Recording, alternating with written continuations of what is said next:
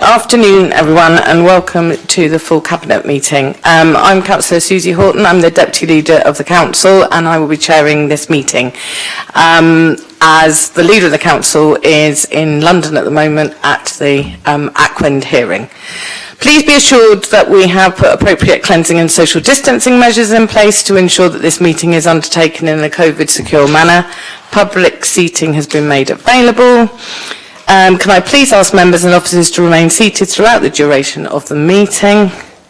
A little bit about housekeeping. If the continuous fire alarm sounds, please evacuate the room and the public gallery by the stairwells. Do not attempt to use the lifts. Please assemble at the turning circle at the end of King Henry Street. Oh yes, because we're back there, past the University Park building, because we can't assemble at Queen Victoria because there's an ice rink in the way.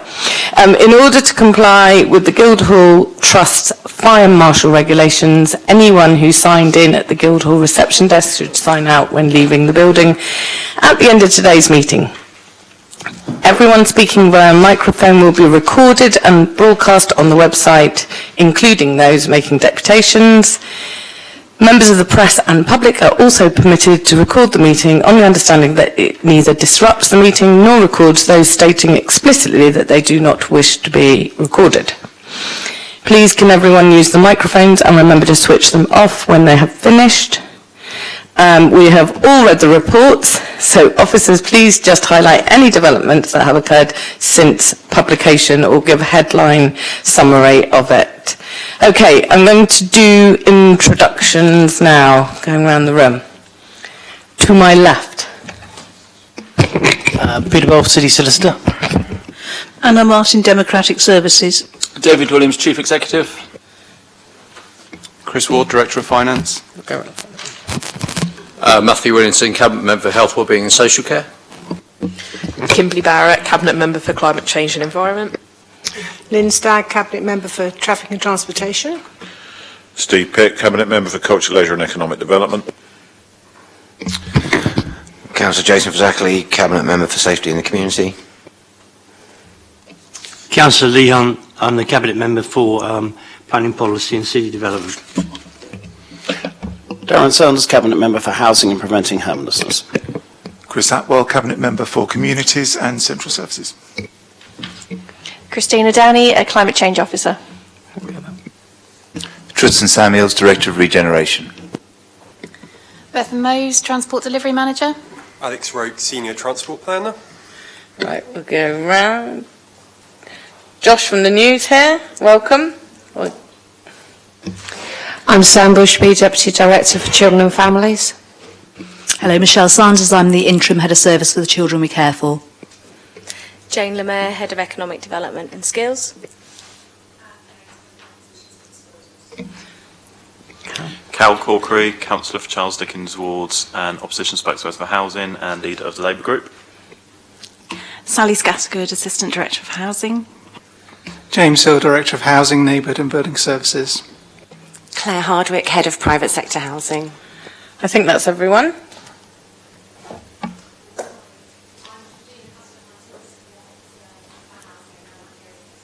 Fantastic, welcome. Thank you, everyone. That's great. There are some deputations. There's a deputation for item 6, the potential disposal of Middle Street units by Councillor Corkery, and also he wishes to speak on item 11, additional licensing of HMOs. There is also, and has been circulated, a deputation from Portsmouth and District Private Landlords Association, and I've been asked whether we're happy for it to be read out, or unless we assume that everyone's read it. Should we have it read out? We'll have it read out. Okay, so, okay, do we do the deputations at the time, or do we do them up front? I don't know, just seeking advice at the time. Okay, that's fantastic. Thank you.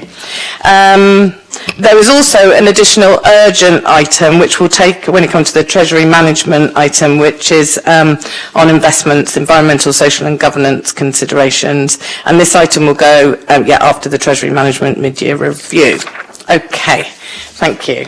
So, with no further ado, we will come to the next agenda item, which is the UK Shared Prosperity Fund spend. Who is speaking to this? Jane, over to you. Hello. There's no particular updates on this from the original report, just to confirm that the UK Shared Prosperity Fund is an allocation to the city. We submitted an investment plan in August with the hope that that would be approved in the autumn. We haven't yet had approval of this money, so this report is really advising of funds we anticipate coming into the city, but is not yet fully confirmed. Thank you. I've just been reminded by the city solicitor that I didn't do declarations of interest. So are there any declarations of interest? Councillor Saunders. Yes, I have a personal declaration of interest in that I do live in a house of multiple occupation. However, it is licensed already, so therefore is not covered by the additional licensing scheme. Thank you. Anyone else have any declarations of interest on any items? No, thank you for the reminder. Okay, anyone want to speak to the UK Shared Prosperity Fund spend? Councillor Pitt? Yes, thank you, Councillor Horton. It's just to draw people's attention to the fact that this is intended to be, in some way, a replacement for European funding that was coming into the country as part of the money that came back from the EU, which is, it's always welcome to receive money, and you'll see from the report that the provisional but unconfirmed amount, as James just said at the moment, is £1,423,433, which sounds like quite a lot of money. But it's very odd that the government has decided to do this, starting with a smaller amount and ramping it up over time. Often grant funding tails off, it doesn't ramp up. So we're being offered £172,747 for this, for the financial year. And bearing in mind it's got to be spent within this financial year, and we still haven't had it confirmed yet. This is just another example of the absolute chaos that national government's in at the moment. And it would be extremely helpful if they did give us an answer soon before we actually get to the end of the financial year and then can't spend the £172,747 because the time will have run out. So it is frustrating that that's where we are. I think it's particularly odd that this fund, since it is allocated, is done backwards, so we get a bit and then a bit more and then a bit more. But these are relatively small sums, and I'm not going to put Joan on the spot, but I did ask her before the meeting where we're at in relation to how that might have compared with the money that we were getting back from various EU funds, and I think Jane will confirm that the position is as yet unclear, and that we don't know. So we need to keep a watching brief on this, because lots of promises were made about how much money would come back into the UK, and whatever side of the Brexit argument you were on, certainly if you were in favour of leaving the EU, you were very concerned that that meant that a lot more money would remain in this country and not go to the European Union. So I think in the interests of both Remainers and Leavers, we as a council and the public have a right to keep a watching brief on this and make sure the government is indeed, if not sticking to promises that were put on the side of buses, making sure that the money that is being distributed across the country that is allegedly a windfall from not being in the European Union actually exists, and that it's not going to fill other black holes when Prime Ministers and their Chancellors suddenly decide to crash the economy and push the country off a cliff, only for yet another Prime Minister and Chancellor to come in a few weeks later and then claim that they've made everything okay when they created the mess in the first place. So this is an important thing for us to keep a very close eye on. The money is welcome, but it's a very small amount in the great scheme of things, and we'll have to be very careful to make sure we try and get maximum impact from it, which is why the report in front of you articulates how we plan to do that. Thank you. Thank you, Councillor Pitt. Anyone else want to speak on this item? So it was brought here as a noting report, and I think Councillor Pitt has summarised why that is important, so thank you. The next item is the crowdfunder Portsmouth platform funding. Is that you again, Jane? Back over to you. And I'm back to try and spend some of that UK Shared Prosperity Fund as soon as it is approved. Obviously fully accepting that we are seeking approval for funding, which the only place we have to take that out of at the moment is the UK Shared Prosperity Fund. So it would be subject to the investment plan being approved by government. But as colleagues will be aware of, there was significant success with Crowdfunder Portsmouth, which was launched over COVID. It supported a lot of businesses. We managed to do match funding. We also process some SIL funding using the Crowdfunder platform.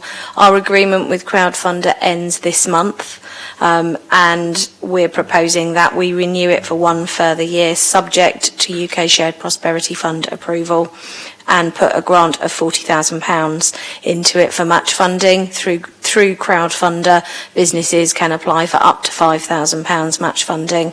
The accompanying reports will show you some of the lovely successes we've had across the city for both voluntary and community sector and business organisations. Crowdfunder has an excellent reputation in the city and across the country, and Portsmouth are seen to be the leading way. We would seek to continue this for at least one more year. Thank you.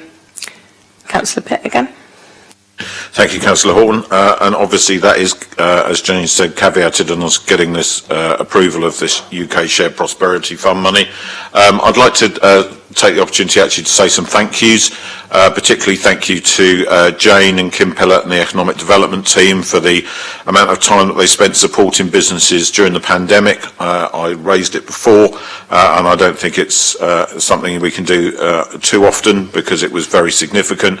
The business helpline that was there to support people and is still there now is extremely well used and much appreciated by businesses in the city who raise with me all the time the great level of support they get from what is actually quite a small team. And part of that process was Crowdfunder. We also had this, as part of it, a partnership with Shaping Portsmouth, and a shout out to Mike Davis-Marks, who was absolutely exceptional in working with Kim and others to mentor those businesses and steer them through the process. And thank you to Sue Johnson and the Crowdfunder team, who very much put their heart and soul into making this success in Portsmouth and making sure that the maximum amount of benefit could come into those various crowdfunder schemes. I know from businesses who contacted me both during the pandemic and since that they put the fact that they still exist today down to that crowdfunder scheme when there were no other funds available. There were a number of businesses who were helped. We used crowdfunder quite intelligently. You might remember that there were freelance artists who got no support whatsoever from the government during the pandemic, and one of those schemes that we worked in partnership with Portsmouth Creates on was to get 20 artists £500 each for the we believe art trail that we used our redundant notice boards for during the pandemic when we weren't advertising any events. That was extremely well received by those artists and helped them to get through, and then fed into other ideas that came out of that, such as the We Create Markets, etc. So Crowdfunder is part of that ecosystem. It's a very valuable part of it. It's not a huge amount of money that we're allocating to it now, but we think it is proportionate and should last for that 12-month period. Obviously, we have the ability to review that as an administration should we see fit. But we all felt that both the businesses themselves had indicated to us just how valuable it had been, and they'd been our prime driver in wanting to renew it. The Economic Development team thought that it was of value, and so do I, and certainly Shaping Portsmouth are delighted that we've continued this support. So this is us responding to a community need from our local businesses to support them in order to make sure that when no other funding options are available, the council is there to try and help some of these businesses to survive and grow. Thank you. Thank you. Councillor Hunt. Yeah, I very much want to support this report. We've seen the success of Crowdfunder across our cities. We've just heard as Portsmouth is leading the way. And you only had to look at what happened around Southsea Model Village. I don't know if the council match funded money there. I can't remember. But you know, people came online, and as a result of that, a brand new CCTV system was put into Southsea Model Village to protect it. But closer to home, in our ward, mine and Councillor Fazakli's ward, when you see government continually cutting funds for people, for local communities, because they don't fund local services properly, that we have to find initiatives to help do the things that the council used to do. And so the crowdfunder is first rate. And at Stamshaw and Tipner Community Centre, there is a growing boxing club called Golden Gloves. And I was very pleased to contribute to their crowdfunder. And they've raised a lot of money.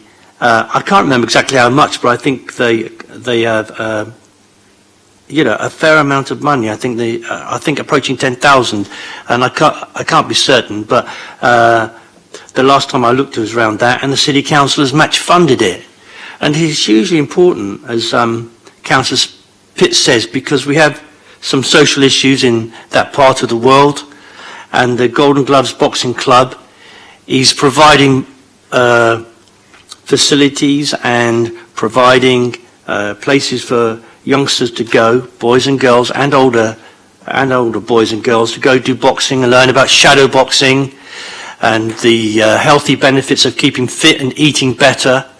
So what they do there, they are just representing a whole load of community activity across our city, which is really actually quite remarkable.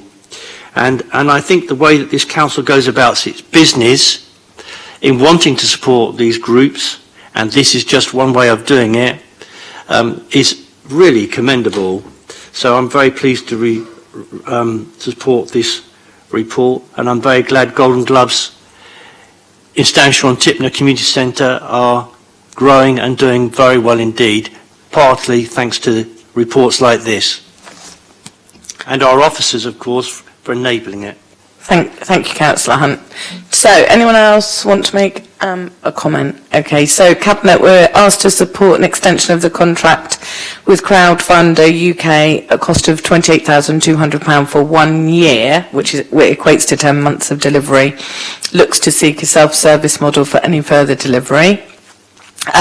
If this finds approval, to reduce costs in subsequent years. Supporting a further top-up of £40,000 to the Small Business Fund to enable further business creation and growth, which will support a minimum of 8 match-funded projects. And thirdly, approve that the recommendations above are funded by the UK Shared Prosperity Fund, as we heard in the previous report. Cabinet, are we happy to approve that? Good. Thank you very much.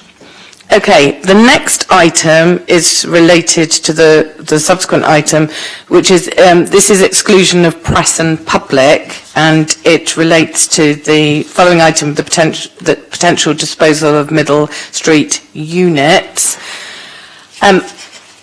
What we've done previously, and it relates to the orange paper that we have, which has confidential financial information. I know previously we have managed to have a debate without actually referring to the details of it. Does anyone have any opinion about whether we should do that, or whether should we exclude press and public? Yeah, as long as we don't mention the figures, I'm sure the advice will be that we can have a debate. Yes? Everyone agreed with that from Cabinet? Okay, excellent. In which case we'll go on to the following item, which is the potential disposal of Middle Street units, and Councillor Corkery, I think, wants to do deputation go before the report. Yes. Councillor Corkery, over to you. Thank you, Chair. I wanted to come along today to talk about this report, and in particular the implications for affordable housing delivery within the city. I know that as councillors we'll all be well aware of the desperate need for new affordable housing, and no doubt have casework lists as long as our arms and then some of people who are desperately trying to get rehoused. Unfortunately, there's just not enough affordable housing at the moment to satisfy the need. In fact, there's nowhere near enough. So for that reason, I think it's really important that we try and improve and kind of maximise delivery across the city, particularly on brownfield sites such as this, which are ripe for regeneration and will improve the area once developed. I know that the site in particular, the developer who is hoping to acquire the freehold, as per the decision before you today, is not proposing to include any affordable housing on that site. Now, this won't be a shock to anyone. This is the standard operating procedure, it seems, of all profit-making developers in the city and across the country. Despite our locally democratically agreed planning policies requiring developers to provide 30% affordable housing, which in this case would result in 49 more affordable homes for people in our city, this developer and many more plead poverty, that they just won't make enough profit for their shareholders and their directors if they're required to contribute towards that social need, and therefore they can't provide any affordable housing despite our planning policies requiring them to. And we know, of course, that government have given them the loophole within national planning policy to allow them to do that. In most instances where land is privately owned, the council has very little that it can do about it. Clearly it can properly scrutinise those viability reports, ensure that they're independently assessed, etc. But more often than not, the developer is able to get away with it. I think this instance clearly is different to those cases because here the council owns the land. This is public land held within the council, and I think the council potentially can do something about it in this case. I have asked for and been provided internal legal advice on this. I think that legal advice is unclear and requires further investigation, would be my suggestion. I won't refer specifically to exactly what's been said because I don't know whether that's commercially confidential and may prejudice future discussions. But what I would ask is, has the Cabinet been provided that legal advice? Have you properly scrutinised it? And I mean, I think the answer to that may be that you haven't, because when I asked for it, it seemed that it was being produced as a result of my request, but I'm happy to be corrected on that if that's not the case. If you haven't seen the legal advice, then my suggestion would be deferring a decision to allow for proper in-depth investigation of any legal issues raised and to ensure that you've got the full information before making a decision. Thank you. Who's doing the report for this? Hi. And over to you.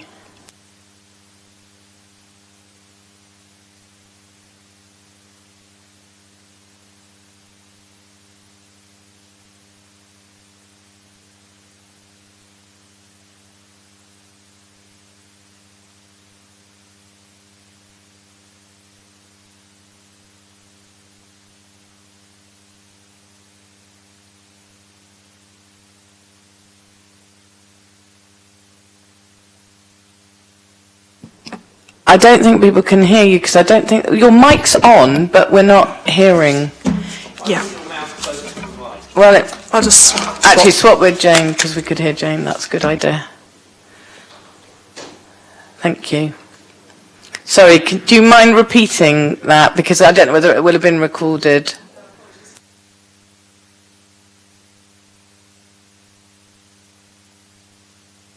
Is that any better? Oh, I was holding the button down. Okay, apologies for that. So firstly, I note your comments, Councillor Corkery. Our legal advice is that any planning, any restrictive covenants that we want to include in the disposal would be unenforceable and could be overturned at a later date. And also any request and requirement by the Council for affordable housing will be dealt with by a planning when a planning application is received. The purpose of this report is to purely focus on the disposal rather than the planning application. One other point I'd like to raise, which has been brought to my attention by Mr. Jeremy Brown, who I'd like to thank, is that in paragraph 2.2, we've stated that the disposal would be to PV1 developments. It's actually PVD1 or the best value offer we receive. Thank you. Is that all you wanted to say on this That's report? all I need to say, unless anyone's got any questions. Okay, thank you. Anyone want to speak to this? Okay, Councillor Pitt. It's a query really, Councillor Horton, because Councillor Corkery's made a statement which is obviously significant. We've had legal advice back. Can we check back with Councillor Corkery whether he's in agreement with that advice, or he believes that, because we don't want to defer this for no reason. Councillor Corkery. Am I allowed to refer to the advice that's been provided? Yeah, okay. So, I mean, what I was asking basically was whether a covenant or contractual obligation could be placed on the person who is acquiring the freehold to require them to adhere to planning policy in respect of affordable housing for any development that they bring forward. I think that the Cabinet should see the legal advice, because I think it is, as legal advice quite often is, unclear. And I mean, the conclusion of it is that given that you are unlikely to be able to make a claim for a loss, there is really no point imposing this condition.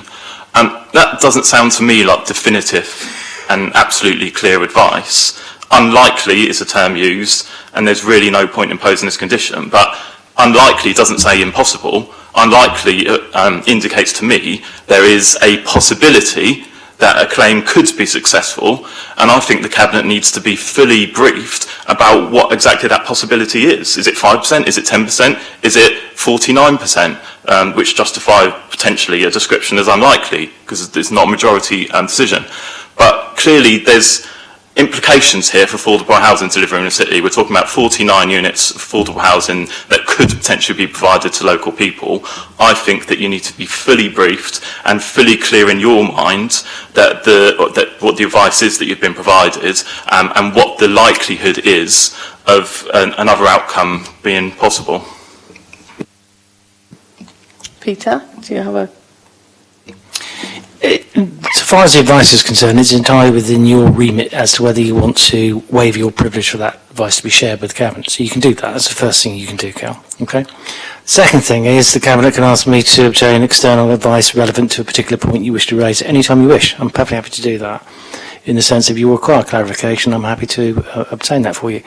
My advice won't change, but a third party might change it for you. So I'm happy to oblige. Thank you. Do you want to come back on that, Councillor Peck?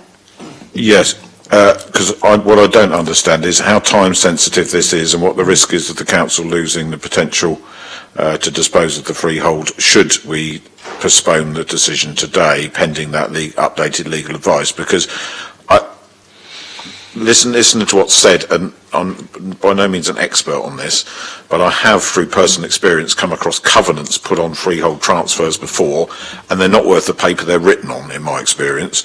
I seem to remember on one occasion, this was when I was dealing with my grandmother's house, that it said a bakery couldn't be put on the site. Well, so what? You could apply for planning permission, and if it was detailed, if it was deemed to be acceptable, then the covenant carries nothing.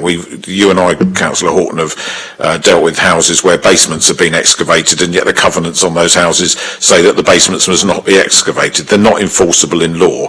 It's perfectly possible to put a covenant on it, and there is a faint chance that the future developer may take the view that they wish to give the covenant some weight, but that will be in their purview to do that. It will not be we will not be in a position to make an enforcement of it.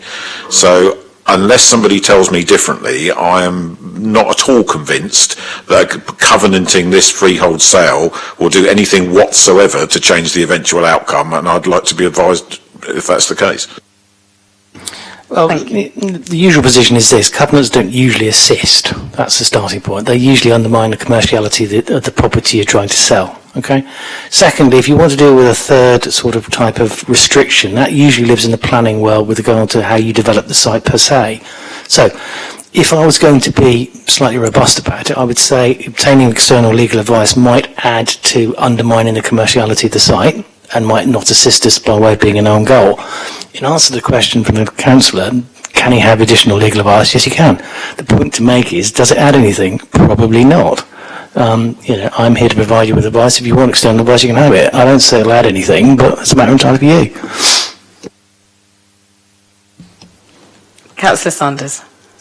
Thank you. Just a couple of questions for Peter. Firstly, thank you to Cal for forwarding the advice that's been given. My reading of it reflects what you've just said, City Solicitor. But I have another concern, which is also linked to something Cal's just said. In paragraph 3.6, it says the Council's Planning Department recommended Council approve an application to redevelop the site to provide 163 residential units. Due to a legal technicality on ownership, my emphasis, the developer was unable to satisfy the Section 106 agreement. Now, my knowledge of planning committees of the past is limited, so forgive me. But that says to me that that was approved by the council and the developer pulled out, which means we've got a planning permission for 163 units. Am I wrong? Probably not. So we've already got a planning permission for 100, and bear in mind, I don't know whether any affordable housing was included in that, so you'll have to forgive me. But with that, so your view is that we've got a planning permission for 163 units already? I've not even read the advice. It's been done by one of my colleagues, so I'm prepared to say that. The reality is, I would very much doubt if we didn't have planning permission for that. Right, thank you for that, Peter. Anne. Planning recommended that it would be approved, but it didn't get as far as going for a formal hearing. It was withdrawn prior to that, and the technicality was that we couldn't enter into a Section 106 agreement with ourselves as freeholders. So in order to deliver the section... Forgive me, Susie. In order to deliver the Section 106 agreement that would normally deliver affordable housing, because that's how it works, we couldn't have done that because we were the freeholder. That is correct.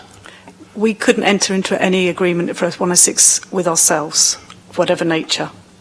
Okay, that's also quite clear, Peter, and again backs up what you've just said. Yeah, essentially we'll go out and sell the site and then enter into a 106 agreement, which is essentially a parole contract with a third party to do X, Y and Z relevant to granting the planning permission. That's what it is. And we can't do that ourselves, obviously, and Anne's quite correct. We can't bind ourselves. Yeah, and sorry, for those people who don't know housing and planning legislation intricately, the Section 106 agreement is the mechanism by which the sort of affordable housing Cal, me, and probably everyone else in this room wants is delivered by developers, correct? Correct. Thank you. Thanks, Susie. Thank you. Councillor Hunt? Well, I think Councillor Corker is asking to put the cart before the horse, you know, to tie the hands of a developer before he even gets into a planning process by putting a covenant on the land. And it seems to me that if we do that, as we've heard, I think from the officer and from Mr. Balfe, is there's a risk of devaluing the land and getting less bang for your buck. And I think this is, so what, if we went down Councillor Corkery's route, with great respect to him, I know he says it with the best of intention, we could end up with less housing, even so, because we might reduce the value of the land, and that would be a pretty silly thing to do. When it comes to developers and the planning process, the planning committee in this council is actually very robust around the 30% policy. And we get involved with some quite protracted set twos with developers, speculators, profiteering people, whatever you want to call them, and generally do very well. Not always, but generally do very well. And I looked at Kingston Prison, Councillor Sanders, which I think is how much affordable housing now? 167 homes Portsmouth people can afford. Okay, and how much does that represent across the whole site? 2/3. 2/3, and I remember the terrible debates we had in this council over Kingston Prison, when we were told by senior planning officers at the time it was completely impossible, because of the valuation reports that we were receiving, that we could deliver any affordable homes there at all. But we stood up to the officers, and we stood up to the developers, who then went away, and a new lot came in, and now we've got even more affordable housing there on that site, and it looks all right, doesn't it? Than anybody ever conceived when we were sat here having very robust conversations with planning officers. So that, as I say, you know, when this site comes up, those same sort of conversations will happen, and we'll be looking for 30%, won't we? And I'm sure the developer knows that, but I don't want to see us do anything that devalues the land or ties the hands in this sale in any way, because we need to get on, as Councillor Corkery rightly says, to deliver more housing, because the need in our city is so great as he describes. So we shouldn't want to do anything that frustrates this agreement. Thank you, Councillor Hunt. Councillor Pitt, you want to add something? Yeah, yes, thanks, Councillor Horton. Sorry to come back again. I've now had a chance to read the advice that Councillor Corkery was given, and Anne, you might need to assist me here slightly, but I'll do my best.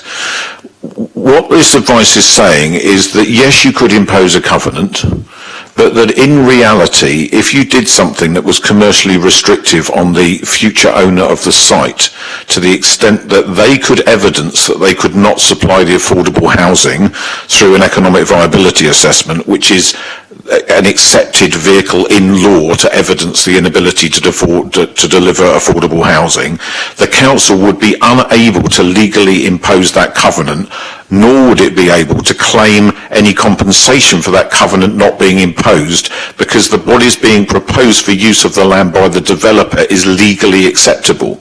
So therefore, as council already said, we know that that is a thing that frustrates all of us, and we all wish it wasn't the case. But if the developer was to buy this land with that covenant in place, and then evidence that it would be restrictive for them to be required to supply that affordable housing, the covenant that would therefore hold no compensatory value, no enforcement value within the law. Peter, am I right?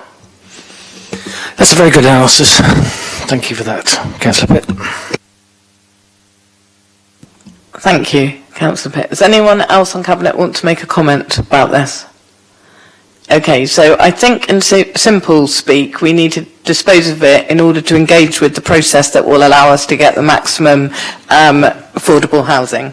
So I think we'll go with that, and the recommendation to Cabinet then is to delegate the Director of Regeneration and the City Solicitor authorisation to negotiate and finalise terms for the disposal of the site known as 32, 34, 42, 56, 58 and 60 Middle Street, Portsmouth to PVD1.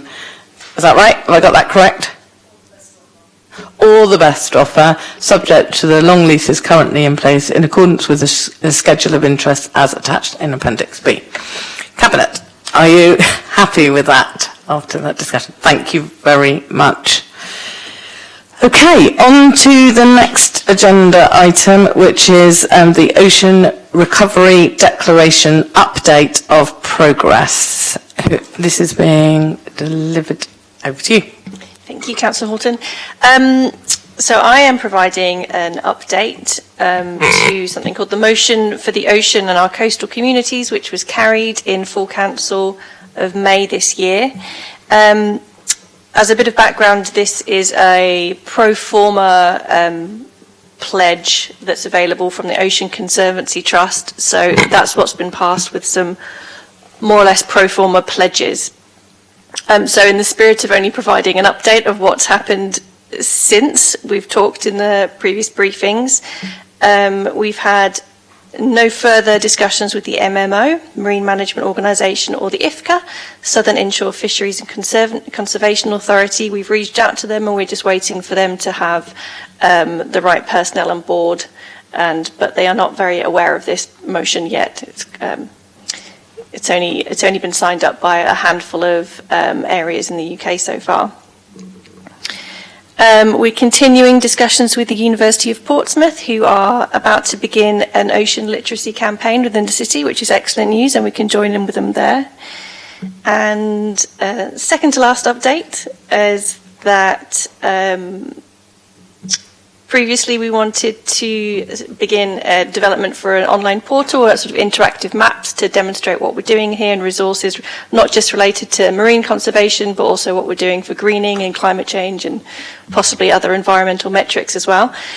So we have been away, and we are happy to say that we do have the internal resources to do this, and we do not require any external funding to make this happen. So conversations have begun, and I'm pleased to say this is in development now.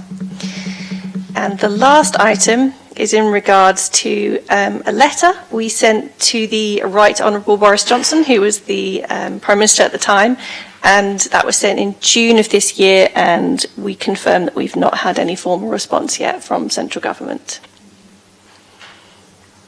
Maybe they've been busy doing other things, but hey, thank you for that update. That's really, really useful. Anyone want to speak on this? Councillor Barrett. Thank you, Councillor Horton. I won't speak for this too long, as hopefully, it'll be going forward to full council anyway in a few weeks' time. But I do think it's really important to highlight that this piece of work is something that has crossed not just my portfolio, but a number of the Cabinet's portfolios. Councillors Pitt and Horton, you've both been involved from the very beginning in your teams in regards to education side of things, as well as the culture and regen side. So, we have made sure that we have covered a vast range of areas across the council, but we've also reached further afield as well to make sure we talk to other organisations, which is really important when it comes to something like this. Table 1 in the report, it shows all the pledges from the motion, and therefore all the actions that we are taking from that and what we've already done before we even looked at this motion. It definitely can be said that we have reached out to a number of organisations from university, we've talked to other councils, other sort of green groups and other areas as well. But that, I think that's really positive as well. It's really strengthened our relationship going forward. But it means that we are looking at doing some projects together as well when it comes to education and other events that we could do going forward. It's very important as well to say a lot of this will link in with the new emerging local plan that's being created. We will have a new set of policies, which is mentioned in the report in regards to the marine, coastal and land-based environments. So that is a really positive thing going forward. And as I said, a big part of this motion was education. And I am pleased to say we are looking at working with partners going forward to develop an offering around World Ocean Day, which I think from 8th of June, I believe, next year. So that's something we're looking to work with schools, the university, and something I'm personally quite excited about going forward. So I just really wanted to end by saying, thank you to everyone who's been involved with this. It's a huge amount of work. It also shows everything good that we've done as a city and everything we will be doing going forward. So thanks to Councillor Horton and her team, Councillor Pitt and his team, but also particularly to Christina, who's worked really hard to bring this information together for us to look at today and at full council. But I also think it's quite important to thank the text panel as well, because a lot of their recommendations we looked at and it's gone into these as well. And, we really look forward to working with a number of areas across the council to go forward with some of these events, but also with the organisations that are mentioned in this report. New vape jobs, which Christina mentioned with the MMO, is only a good thing so that we can proceed forward with all these lovely things we want to do. So look forward to it going to full council, and thank you to everyone who's been involved. Thank you. Is there anyone else who wants to speak on this? No? Thank you, Christine, as well, from me. I think there's some really exciting stuff going forward, particularly for me, on the education side, because, kids are going to make this happen, aren't they? Let's be honest. Okay, I think that was a report for noted because it's going to go on to full council, but thanks for bringing it here beforehand. So the next item is the review of the clean air zone mitigation measures.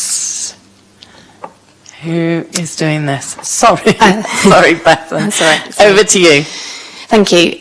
So, just a brief summary. The Clean Air Zone has been operational for almost a year now. It commenced operation in November 21.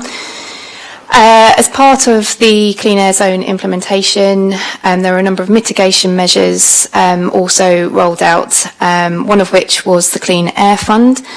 And the City Council secured just over £3.5 million to help the most effective vehicle operators across the city to enable them to retrofit or upgrade their vehicles. To date, we've allocated 70 HGV grants, 59 to buses and coaches, which is in addition to an earlier round of retrofit funding for buses, and 170 grants to private hire vehicles and taxis. We have some Clean Air Fund grants dating back to 2021 that have yet not been spent. So one of the recommendations is that we take a look at that moving forwards. One of the other mitigations enacted last year was around exemptions. We have a number of exemptions and sunset periods, which are known as the whitelist. These were granted to local businesses and essential services to continue operating non-compliant vehicles in specific circumstances. Given the CAS has been operational for a year, we consider it timely to introduce a deadline for specialist heavy vehicles and the stopgap exemption, which was implemented specifically in relation to coronavirus and Brexit, whereby any non-compliant vehicles in these categories purchased after the 5th of April next year will be subject to the CAS charge, and this deadline allows us further engagement with businesses.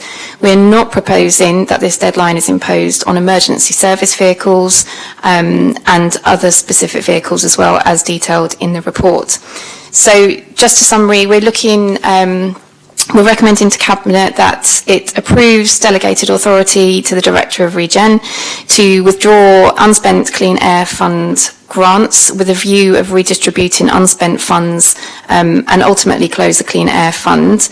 That Cabinet approves a 6-week period for the remaining Clean Air Fund applicants to provide clear proof of intent to upgrade their vehicles, and approves that non-compliant vehicles purchased after the 5th of April 2023 not be granted an exemption from the Portsmouth Clean Air Zone, specifically with regards specialist heavy vehicles and the stopgap exemption. Thank you. Thank you very much for that. Anyone like to speak on this? Councillor Stagg. I'm not really going to add anything to that because it's a wonderful report, it's clear. I just want to thank. We had a brilliant team working on this, and so good, in fact, that JACU, the Joint Air Quality Unit, picked some of our team out as being exceptional in the way that they'd worked with the taxi drivers, the private hire vehicle drivers, HGV people, etc. And in fact, we're asked to work with some other councils to help them implement their clean air zones. And I've got to mention Hayley Trower, who led it, and she was then headhunted by Hampshire County Council and taken away from us, which was wrong. And Erica Stiles, who had an amazing rapport with some of often the most difficult of individuals, and did a fantastic job. And I've got to compliment Bethan, who came in from the public health team, and talk about hitting the ground running. She's been amazing. She did an input into a presentation in the library 6 weeks after taking over the role, and was outstanding. So all thanks to those officers. There's one area that does worry me a bit, and I've asked officers if they can investigate it, and that is the wheelchair accessible vehicles are so expensive to replace that most of the drivers have not replaced them with the big WAVs. They've spent the funding on buying smaller ones. And I've asked the officers to ask JACU if some of that money can be spent on buying some of the larger ones, because it's restricting the ability for people in the very large wheelchairs, the sort of electronic wheelchairs, to get around the city, because there's no way they can get into a vehicle. So I don't know how lucky we will be with that, but I've asked them to do it anyway. But otherwise, it's been a brilliant job. Thank you. Thank you, Councillor Stagg. Anyone else want to say anything? No, and I know that if Councillor Gerald Vernon-Jackson was here, he would also echo that, because that's been something that he's raised around those large vehicles. So, Cabinet, we recommended that we approve the delegated authority to the Director of Regen to withdraw unspent Clean Air Fund grants with a view to redistributing that and ultimately close the CAF. Approve a 6-week period for remaining CAF applications to provide clear proof of intent to upgrade their vehicles, and approve that non-compliant vehicles purchased after the 5th of April in 2023 not be granted with an exemption from the Portsmouth Clean Air Zone, specifically with regards to specialist heavy vehicles and the stopgap exemption. Cabinet, all agree? Okay, thank you very much then. Okay, next item is the Annual Adoption Agency Activity Report, April 21 to March 22. Who's delivering? That's going to be me. Over Thank to Councillor. Yes, so as you just set out, this report sets out the adoption activity from April 21 to March 22. The report describes the work of the adoption service, who work with children who have a possible plan of adoption, and it also describes the regional adoption agency, often known as the RAR, who find, assess and support adopters. The latter came about in 2019 when they joined together with the services from Hampshire, the Isle of Wight and Southampton. So the main, I think, positive headlines from the report is the Adopt South compares really well to the other 31 RARs. We have the lowest number of children waiting for adoption. We have the highest number of approved adopters, 118 new households approved in this reporting year. And all except one child was placed in-house with our in-house adopters. And this enables adopters to access local support and for staff to be local to them to support them. The main data themes is that 18 children were placed for adoption in this reporting period and 23 children had an agreed plan of adoption. And threshold of children entering into care and being placed for adoption is actually set at 426 days, whereas Portsmouth achieved this averagely on 205 days, and it's a reduction from 356 days from the previous reporting year. There is a national picture of a decline in the number of children being adopted, but there is an assurance that the City Council have robust parallel plans in place for all children where there are concerns, where adoption could be a possible outcome. So this is ensuring permanence is provided at the very earliest opportunity. So what's working well? The competition across the hips has been removed by sharing a pool of adopters. It's ensuring localised placements, promoting access of local support if required. And this is reducing the risk of disruption, particularly for those more complex children that we place for adoption. And it's also reducing the need to purchase kind of financially to those out-of-area placements. And some of the summaries of next steps, we need to ensure that courts are progressing hearings in a timely way to mitigate the securing of permanence for children. We also have children that are waiting for decisions due to the sunset judgment, and these children will be heard on bulk hearings, so we need to ensure there's planning in place for those. And also to develop how we secure feedback from our children and families. The report does detail some of that, but we know that we can do better to inform what our planning will be in moving forwards. So there's some of the headlines. Thank you so much for that report. Does anyone here want to say anything? Councillor Winnington. Thank you, and thank you so much for the report. And I think the coming together of Adopt South has been a really positive thing for us in Portsmouth and a thing across our neighbouring authorities as well. Working with our authorities rather than competing with them for the best outcomes for our children is absolutely critical. And I can only, it just goes to show what fantastic outcomes we have. And the stats speak for themselves in terms of the amount of time the children are waiting, and the amount of children waiting as well is a lot lower than a lot of other places. I think we have to look at this in a preventative thing as well. So this is by getting children into stable adoptive families as early as possible also means that there's going to be less things there's less scope for things to go wrong in the future as well, and therefore for all of our services in the city, then there should be less impact on that. So again, this is preventative investments to get some really good outcomes for not just our children but our future adults as well, if we think of it in those contexts. So thanks so much for the report. Thank you so much for all the work you do at the adoptive services. I've said here before, my parents used to be foster carers, and one of the really, not in this area though, but one of the really important things was having that smooth transition to adoptive families. We've got that in place. We heard at the last cabinet meeting about the amazing work our foster team are doing, but that can only go so far if we haven't got our adoptive teams working well as well, and we're working together really well.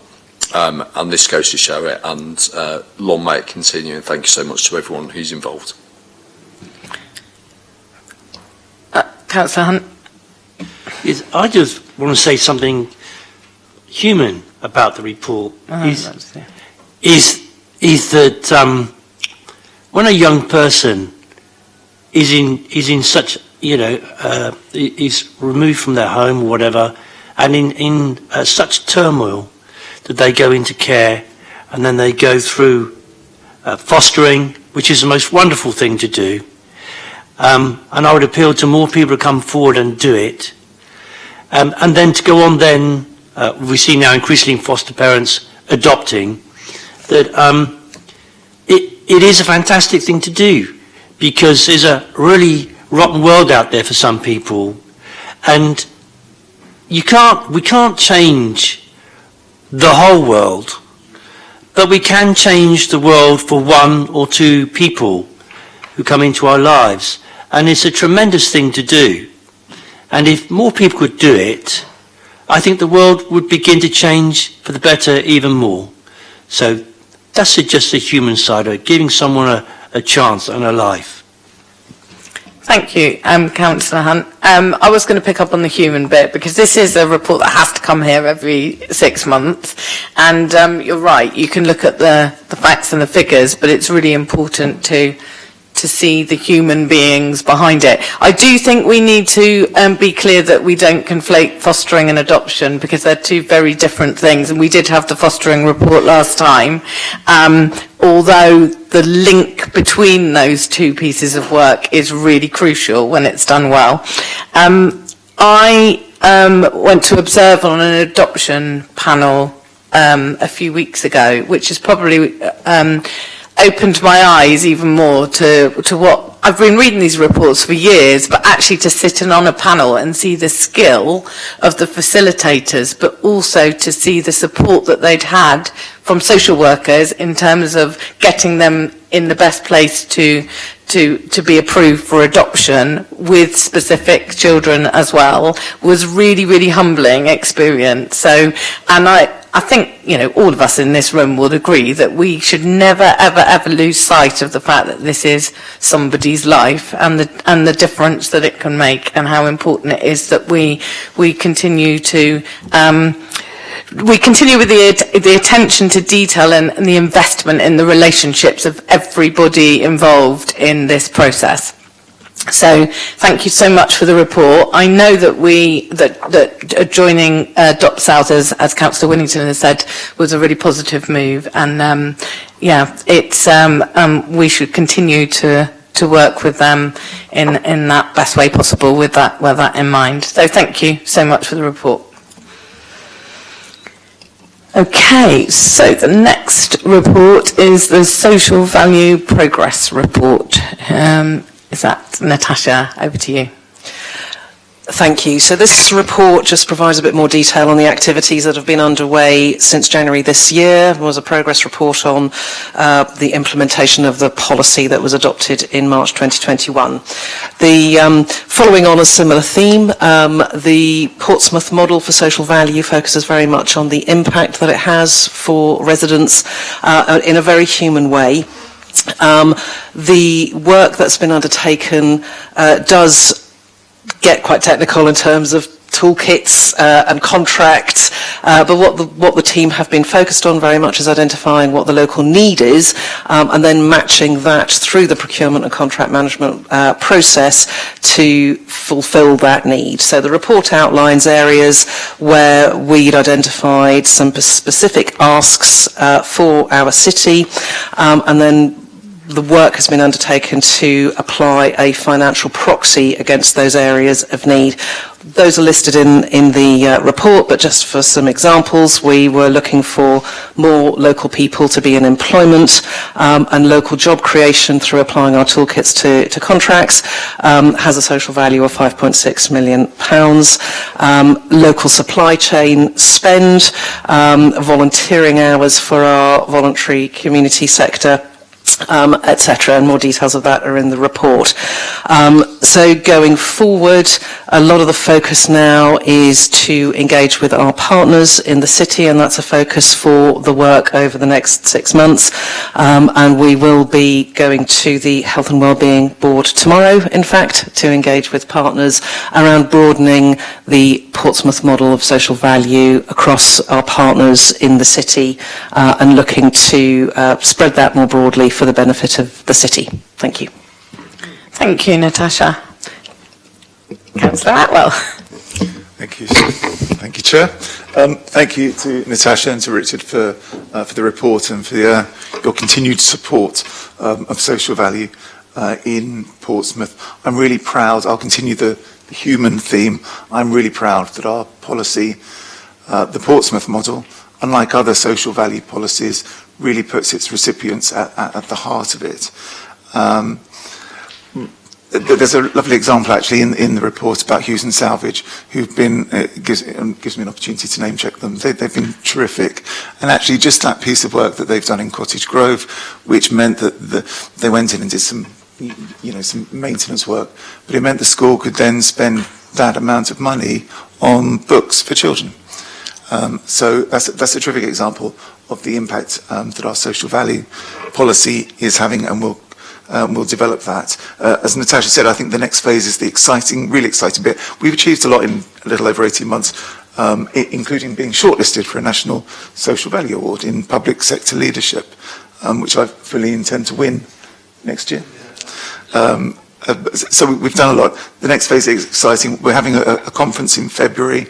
As Natasha said, will be about developing our relationships with our partners and expanding the scope. And I think we'll apply the social value lens onto some really important issues, including obviously the cost of living crisis and modern slavery. And we'll also launch a website which will make, I think, our social value policy more accessible in every sense. Thank you, everybody. Thank you, Councillor Atwell. Anyone else want to make any comments? And Councillor Winnington. Thank you, and thanks for the updates on this. Before I had my enforced hiatus, this was adopted in March 2021 when we started our social value policy.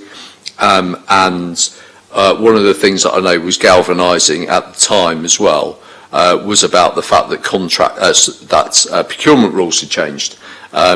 I think the year before, 2020, I think it was, government procurement rules where previously we could only do things on value for money, and we weren't able to take anything else into account on a legal basis.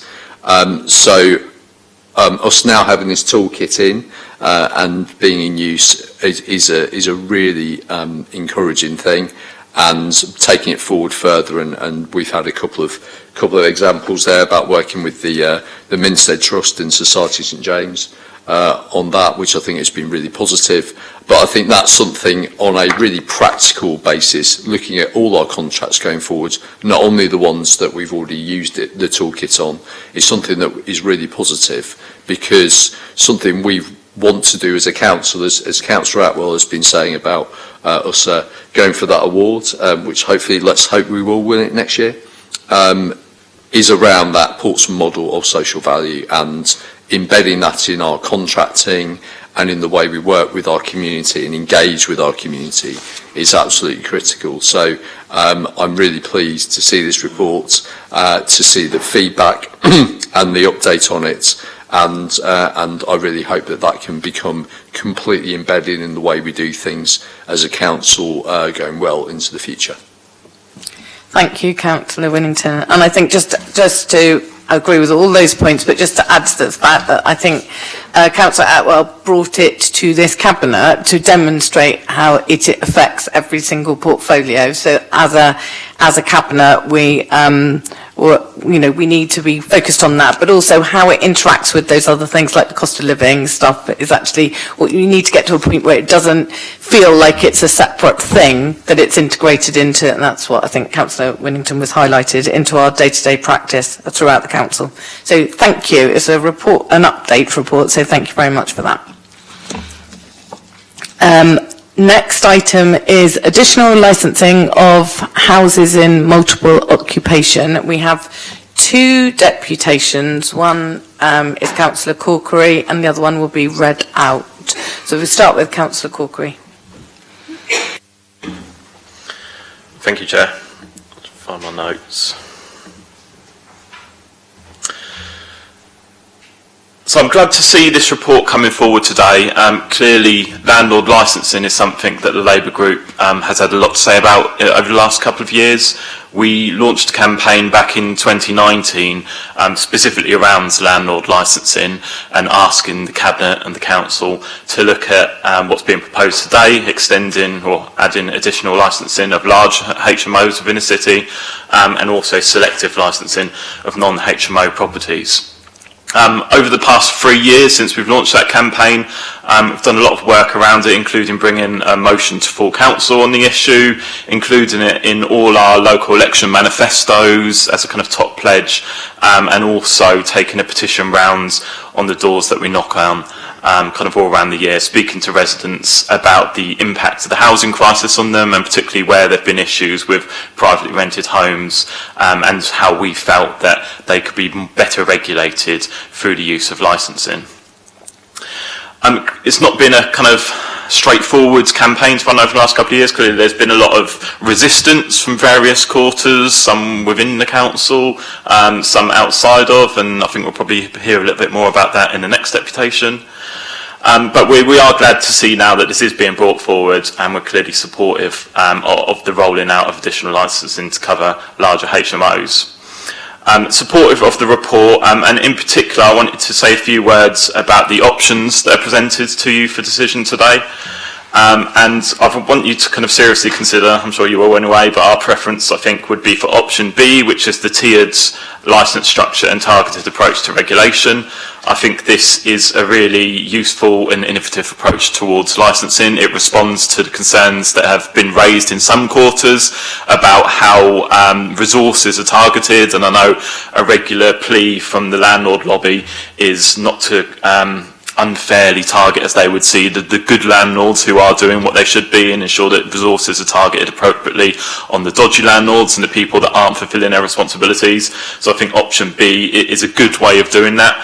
What I would say, just a kind of caveat to that, is that although option B would result in some of the lower risk properties perhaps receiving more of a light touch approach, I think we need to ensure that that's not too light touch. I think there needs to be maintained a solid baseline of regulation for all properties, no matter the level of risk that is associated with those, because risk can change over time, and the people living in those properties, the people who manage those properties, their circumstances and their ability to properly manage those properties can change. So I think it's important that we don't take too light a touch to some of those. Also like to praise the work of officers in bringing this forward, and I think in particular clearly there's a significant amount of work that has been done around the options. I think the easy thing to do would have just been to brought forward a report which says, look, we'll roll out additional licensing in the same way that we do mandatory licensing, but instead what I think they've done is responded to obviously consultation responses, looked at what best practice is elsewhere, and come back with what I said is quite an innovative approach, I think, and something that's definitely worth looking at. And if we are going to look at it for this, roll it out also to the other licensing schemes for mandatory licensing. So supportive of the report, we think additional licensing for larger HMOs is certainly a good thing, but we're not convinced that it goes far enough in addressing the issues within the private rented sector in our city. We'd also like Cabinet, we'd ask Cabinet again to look at the issue of selective licensing of non-HMO properties. So any property that's not shared at the moment will not be subject, even if this report goes through today, will not be subject to landlord licensing.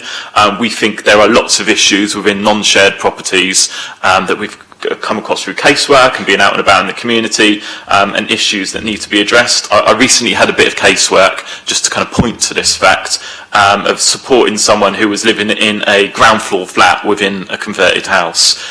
single pane windows, no central heating, absolutely riddled with damp and mould all over the place. We were able to support that person to get rehoused into social housing, which was a good outcome. But the rest of the property above their flat was a shared house. So if this report goes through today, what we'll see is a kind of, I guess, what I think is a ridiculous situation where the shared property above will be subject to relicensing and kind of a stricter and more proactive regulation, whereas the flat directly below, which is in a poorer, if not kind of equally poor condition, will not be subject to those landlord licensing conditions.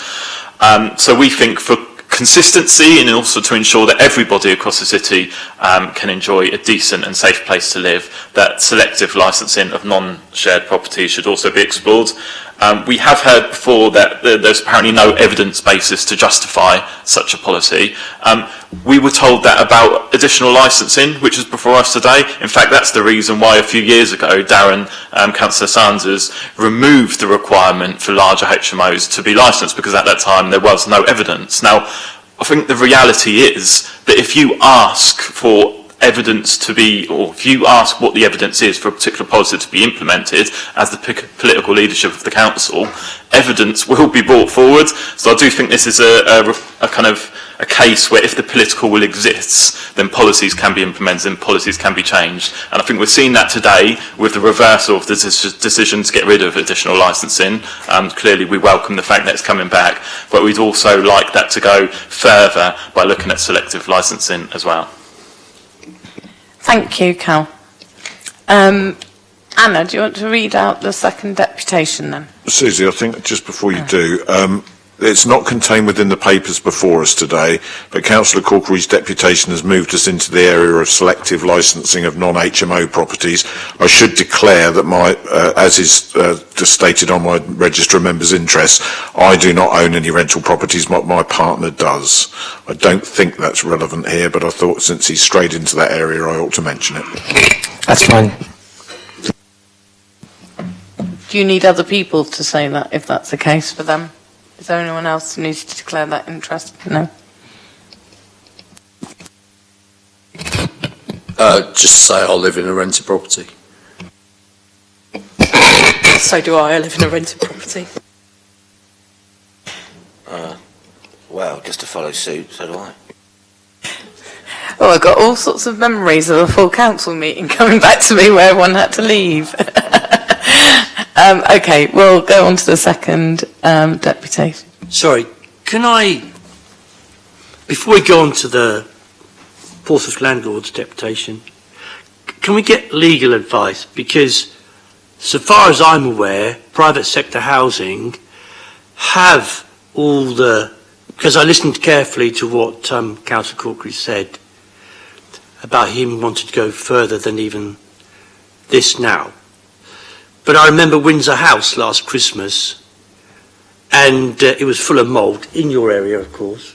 And I got involved with it on Christmas Eve. And eventually, we got the officers down there, and the whole place, so far as I understand, is now sorted out. It was in a terrible mess. But that was as a result of private sector housing getting involved and using its powers. Do we need to do selective licensing of non-HMO rented properties? Would that drive up the rents even further at this time? But does the council have the power to intervene in the situation that Councillor Corkery described just now? Who you ask? The city solicitor. Okay. It's not really a matter for me, on the basis that it's entirely within your remit to decide whether you want to license or not. The basic position with regard to private sector is it's per contract between the tenant and landlord. Obviously the authority and statutory obligations relevant to health and all the rest of it imply an impact, but if you want to do licensing, it's a matter for you, members. Yeah, I'm after understanding for the meeting, the debate, whether or not the council has sufficient power to go in and sort out the sort of mess that Councillor Corkery described, because I believe that it does.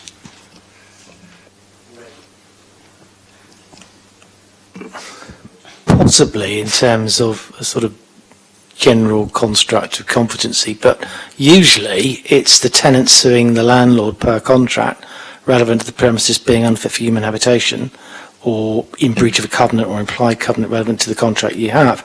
It's not usually the authority, absent it being impactful and say something about, say, childcare or adults or some other sort of adjunctive reason for us to become involved in a statutory basis. So you start, Kazan, on the basis of the contract per landlord and tenant, and you look at that, and you look at the implied duties and the duties per contract.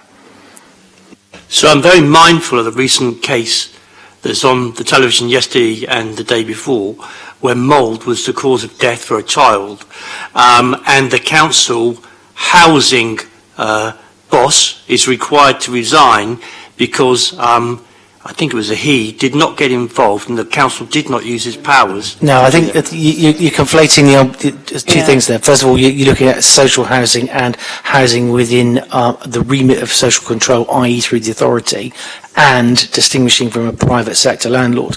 Private sector landlords have always been sued relevant to their breaches of covenant for years and years and years over obvious breaches in their tenancy.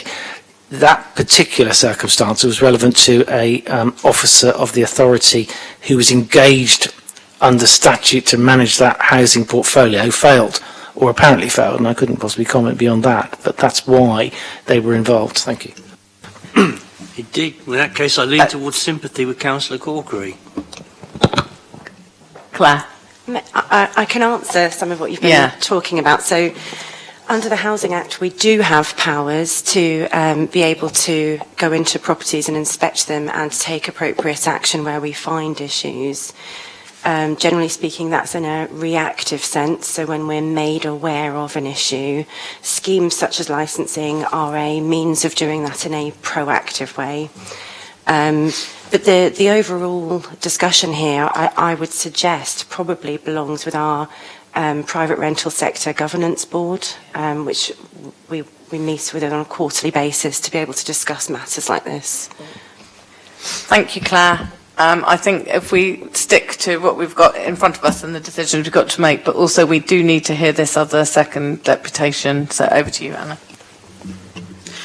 It's deputation from Portsmouth and District Private Landlords Association. As the association representing local landlords in the Portsmouth area, it will be no surprise that we object to the introduction of licensing schemes for HMOs. We did so in 2012 prior to the last round of additional licensing. We cited the failure of the last scheme to achieve any benefit as a reason not to proceed with the consultation, and now, as you decide whether to do it again, we see it as a very expensive sledgehammer to crack a very rare nut, and the problem you seek to address is not a nut anyway. Last time you identified 3,000 HMOs. We believe there are now less than 2,800 in the city, of which 1,400 are larger and already licensed. The premise of all the proposals before you is that there are 4,800 unlicensed HMOs in the city. We challenge that basic assumption as there is no evidence to support it and argue the costs involved are not justified for such a small sector of the housing market. We commend those involved for setting a target start date of September 2023. If the Renters Reform Bill is drafted as proposed and passes through Parliament this year as planned, licensing will be unnecessary and may even be removed as an option. We recommend that resources are not committed prior to publication of the bill. We also congratulate the officer team on the new standards document. This will be the first time in 10 years they produced a standards document with any form of review or approval, which, considering so many decisions are based on it, has been scandalous. The new document is a vast improvement in terms of presentation and clarity over previous versions. However, it is still prescriptive, which we believe to be beyond the remit of a local authority, a theory we will test rigorously in the courts at the earliest opportunity. Some councils misunderstand the status of local HMO standards and apply them as a prescriptive set of requirements rather than guidance that needs to be interpreted with a degree of flexibility, Manchester City Council and Archie Madden. One other outcome of being too prescriptive is the document rapidly becomes out of date. For example, the version you are being asked to approve today ignores the recent change in carbon monoxide regulations and prescribes an illegal implementation of sensors alarms. The current space and amenity proposal proposals encourage properties with very small bedrooms, small kitchens and large lounges, which is completely opposite to what most tenants want and request, and will sadly drive the market toward yet more super HMOs. Do you really want that? We hope that any future updates are reviewed, approved and clearly documented. You must not allow a repeat of the confusion of recent years with randomly changing standards, multiple versions on the internet, etc. Members believe schemes like this to be self-funding. That may be true in terms of administration and some of the cost of enforcement. We suggest that other departments be tasked with identifying additional workload due to licensing. As we know from experience, the indirect costs are significant, especially housing options, legal and planning. For our part, we will be encouraging our members to make it clear that when they evict, that they instruct tenants that they are selling because of PCC Lib Dem rule changes, as we are wrongly being portrayed as the bad guys. Success of a scheme such as this depends on recruiting and training to the appropriate levels. Whilst the current team is much better trained than previously, there are no fully qualified EHOs, and we are aware that finding new recruits with current salary banding is very difficult. Would a more focused solution based around current resources and additional formal training be more likely to yield the results you seek? There is a national shortage of trained staff to operate schemes like this. For evidence, Google's shortage of environmental health officers. If a scheme is introduced, especially given the hardships PCC will face staffing it, we request that the Southampton solution of allowing private or third-party property inspections, rather than having to wait until PCC resources allow. In the last scheme, some properties were never inspected, even though the landlords involved had paid the full fee. If implemented, this scheme, as was the case with the last scheme, will remove the cheapest rooms from the local market. This will impact the poor and vulnerable most, and that will have direct costs for PCC. It will also discourage many small landlords from offering HMO accommodation. Many have left already, as market rents for families are high, and taxes, interest rates, disaggregation and energy costs are having a massive impact. Licensing will be the final straw. At our member breakfast last week, one long-term member said that he will be evicting 2 lady tenants, both in their 50s, both in the same property for 13 years, as they are the 2 most recent arrivals, as he will be reducing the number in the house, so it is no longer an HMO. This is not an extreme example. We have a member who has already taken the decision to close his 16 HMOs, currently student-let, as they are no longer worth the extra management overhead. You need to appreciate the management and admin overhead a licensing scheme has for landlords. Many will just walk away given all the other recent changes. We request that any property granted a licence should automatically be granted C3, C4 status for the duration of the licence, so that currently empty houses can be occupied. This will be a real benefit of licensing and will restore the flexibility currently missing from the Portsmouth housing sector since you introduced the Article 4 direction. As made in Appendix 9, this scheme does nothing to make the city safer, to reduce income deprivation or poverty, equality, diversity, carbon emissions, energy use, climate change mitigation, air quality, the natural environment or waste management, and has a negative impact on employment opportunities and the local economy. Paragraph 6.6.2 states that as many as 40 full-time equivalent additional officers will be required to deliver the scheme. Surely any new initiative of this scale ought to achieve more than simply ensuring each resident has space for an occasional table. Standards document page 41. This impact assessment also fails to mention a number of risks that were included in the consultation version and how they might be ameliorated. In the consultation, 76% of respondents did not live in an HMO. We accept many have issues, but doubt any have been into said properties or have any view on the amenity or space standards within, whilst the HMO landlords who responded are the experts in this sector but have sadly been marginalised by the structure and lack of appropriate weighting in the survey.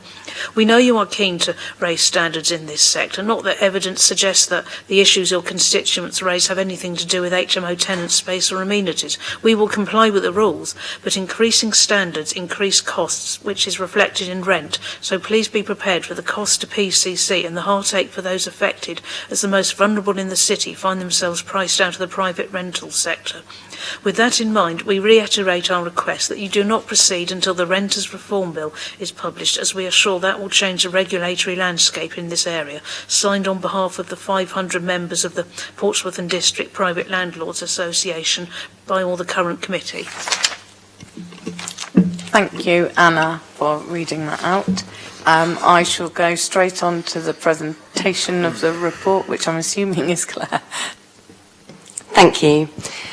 So the report summarises the findings of that recent consultation on the proposal to introduce an additional licensing scheme across the city.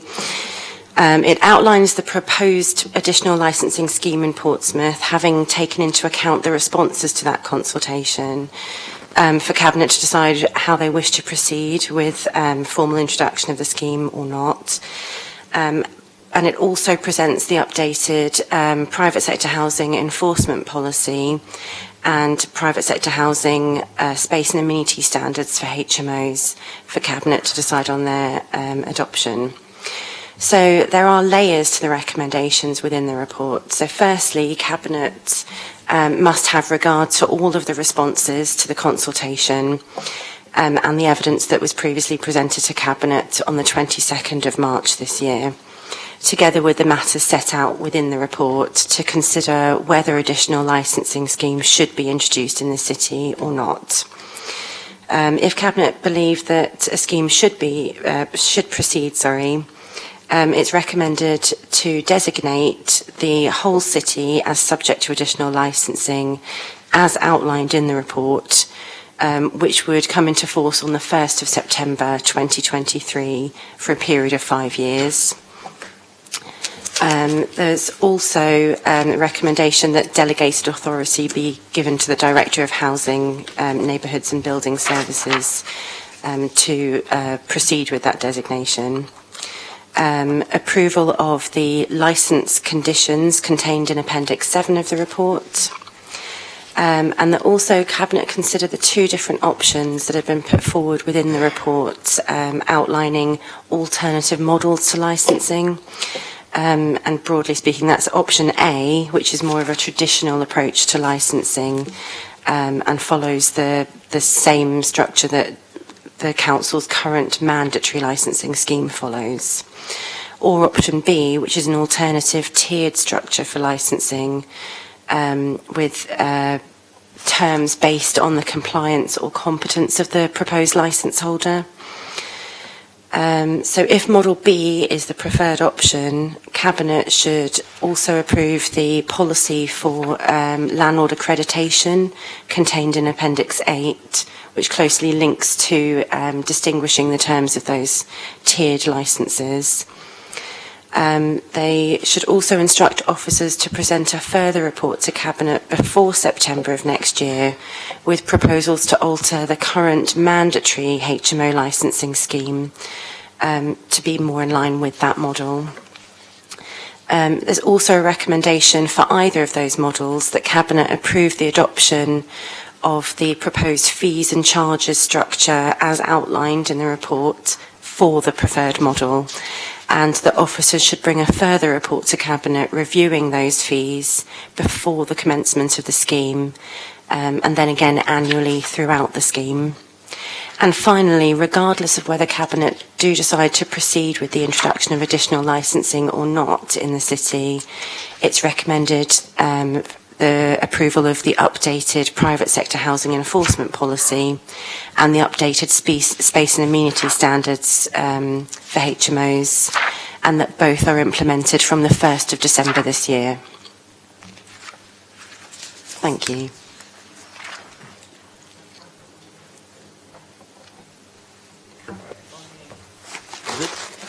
Oh, sorry. Thank you, Claire, for that. Members, do you have any questions or comments? Councillor Hunt, his hand went up first. I'm glad to go first. I'll be utterly robust. I mean, this deputation from I want to work with the landlords. I happen to be a landlord, but not in this city, so I can sit and say. And I would welcome a licence where I am. There isn't one at the moment. But I'm a good landlord.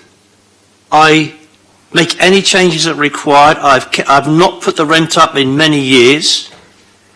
And anything that is needed in the house, I do. That is not the story in Portsmouth. The story in Portsmouth, we have horror stories of people having to live in absolutely awful conditions. And the market here has its own self to blame for that. Now, if I was a landlord here, and I would welcome for the smaller HMOs a license to drive up the standards, which they kindly report in their deputation that they welcome.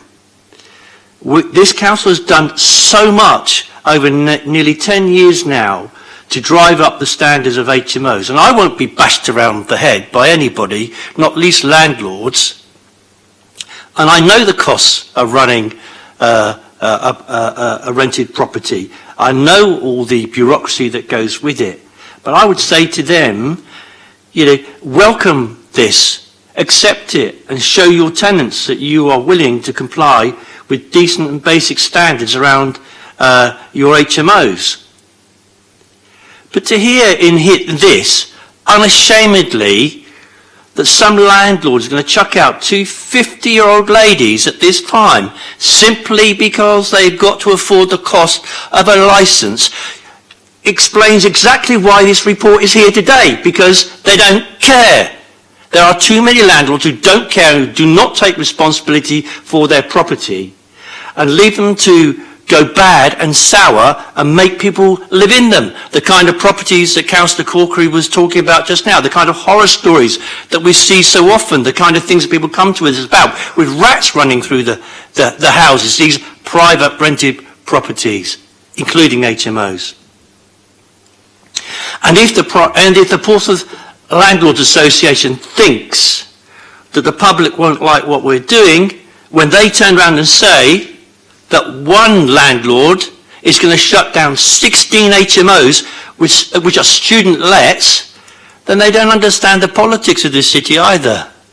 Because although I don't agree, I think students should have somewhere to live, loads of people would say, bloody good job. I don't agree with it, but that's what they would say. It shows you how out of touch these landlords are. So driving up standards is a good thing through an additional licence, and I'm happy to take these landlords on.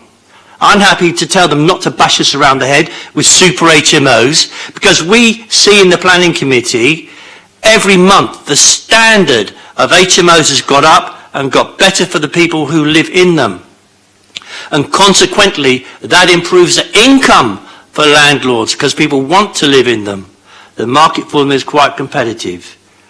So I'm very happy to support this report. I'll listen to what my colleagues want to say, which one they want to go with, but I suspect I know which one we're going to do. So I think, I won't say too much more about this deputation. Thank you, Councillor Hunt. Councillor Saunders. Thank you, Susie. Well, it's all been very interesting up till now. I have to say it's much more exciting than a normal cabinet meeting.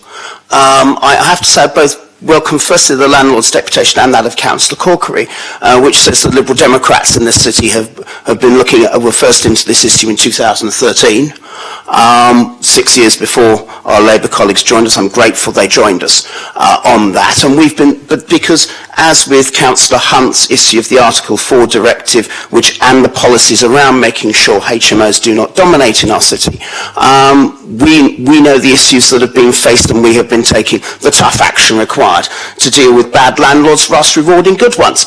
I have to say it's been mildly interesting to hear from both the landlords and Councillor Corkery about what was in my head when I took a decision in 2018, or actually no, I didn't take a decision in 2018 to stop additional licensing only in the south of the city. I was told that actually the system had worked, and that legally, because it had worked, we were not allowed to do what I wanted to do, which was to keep additional licensing, keep the pressure on. So it wasn't the political decision our Labour Council colleagues suggested, and it certainly wasn't a decision around failure, which our landlords have suggested. It was because the system had worked, and Lord knows I wanted to keep it, but sadly I couldn't because the law stopped me. And there has been so much misinformation around this project. This is only the start. I mean, what was in my head at 4 years ago is only the start. Councillor Corkery says this is licensing around larger HMOs. Wrong. Those licences exist. I know, I live in one. And no, I've not been evicted from it. And no one in my house has been evicted as a result of it. People have left because that is the marketplace. What we're proposing to do is we are not, as the news suggested earlier on in the week, wanting to license all the smaller homes in the city. I'm glad that was corrected, Josh, and thank you very much for doing so. It's around licensing, it's around extending a scheme that exists already to smaller HMOs. Now, there are many arguments, and I have to say we, as politicians, have spent hours in various council meetings discussing it. The first one I want to deal with is with regards to extending it to all private rented properties in the city. The first thing is we work as a Liberal Democrat administration on evidence, not ideology. And the evidence from the HMO survey that started out said that HMOs were nearly 3 times more likely to have the worst hazards, the really serious hazards, the sort of things that Lee and Cal have come to me about over Windsor House, than the rest of the private rented sector. So therefore you deal with that problem first. Secondly, if the sort of licences that Portsmouth Labour wants for this city were brought in, the state of the property, the very thing Councillor Hunt has been saying needs to happen, is not included in that licence. If it was, we'd have done it like a shot 4 years ago. I could tell you that now. But it's not. The thing people worry about, which is the state of their homes, is not included in the licences that Labour talks about. So there's a lot of misinformation. And I now want to turn to, if I may be a bit more positive, if I can be, Susie. Firstly, I'm delighted this report is here. I want to praise the work of the private rented team for doing so. Claire Hardwick and her team have done an incredible job in trying to balance up so many conflicting demands, and Lord knows we've heard most of them today. I would recommend option B in this, as it is the option that does what we want to do: reward the good landlords and punish the bad ones. It is based on the Coventry model, which our Conservative colleagues, bless them, asked us to do in 2021. And I have to say, that's always been a model we've looked at. That is here today. And I also want to talk about the money. And I want to talk about some of the things the landlords raised in their deputation, if I may, Susie. If you're a good landlord, your licence is £750 over 5 years. Over 5 years. That's £12.50 per month. If you're in a 4-person HMO, that's £3 a month per tenant. And if you seriously think that landlords are going to evict people over £3 a month, then frankly, that's not right. But that's not what the landlords have said. The landlords said last year 50% of people were leaving the HMO market. Why? The Tory tax rises, the Tory capital gains tax, the Tory Brexit, all those reasons were reasons why people were leaving HMOs, and that was said in June 2021, and I want to thank Josh and the team at the News for highlighting that for the whole of the city. So the idea that people are going to get evicted for £3 a month is simply wrong. But we do have to make sure that we reward good landlords and punish bad ones. This will mean there will be 40 extra people to enforce bad homes in this city, and that can only be a good thing. This approach is entirely consistent with the work that we've done. The option B is entirely consistent with the work that we've done. We want to reward bad landlords, punish bad ones. We want to focus on evidence, not ideology, and we want to make sure that every single person who rents privately in this city leads the life they can lead, not be given false dawns, false hopes, or things that will not work. My apologies for sounding mildly passionate, Susie, about this, but I'm always delighted when people know what I think when I take decisions, and I'm delighted that yet again, I hope, my colleagues will reintroduce a system that should never, ever have gone away. Thank you. Thank you, Councillor Sanders. Far be it from me to make a comment about people being overly passionate or emotional about things. So, Councillor Fazakerley. Yeah, I mean, it's very difficult to follow Darren in regards to that, the experience that he's had over the years, the elegance of his speech there. I'm not going to outshine that, but it's now within my portfolio, so I think it's right that I come in to comment. And I'll take it down to the nitty-gritty of it all. We sit here as a cabinet, Cal's here as a leader of the Labour group. Ultimately, I think this is what all of us as councillors get is, and certainly I've been here for 23 years now, is that residents coming to us, and we see this, of the problems they bring to us in regards to issues they have with landlords in unlicensed properties. So that's where I'm coming from. The report can be disputed to some degree. The landlords have sought to say, well, the people that they're responding to it, a lot of them aren't actually HMO tenants, but the thing is, we see these residents, and without doubt for me, within Nelson Ward, the majority of cases that I see are from unlicensed HMOs. So that's what we should bear in mind. The aim of the report, it says at the start, is to try and protect and safeguard our tenants, and that's what we should do. So the survey speaks for itself, nearly 7% in favour of introducing additional licensing. It's not surprising that the Landlords Association have objected to this, equally unsurprising that they've threatened us with legal action. So be it, I think we're prepared for that, and we'll do what's necessary in regards to it. But I think underlining all this is all of our convictions, I hope, across all political groups, is the need, as I keep saying, to protect the residents, especially when they heard some of the horror stories that have come out over the years, I'm sure for all of us. To the officers, I think they presented a decent report. It makes justification and viability for introducing and operating additional licensing.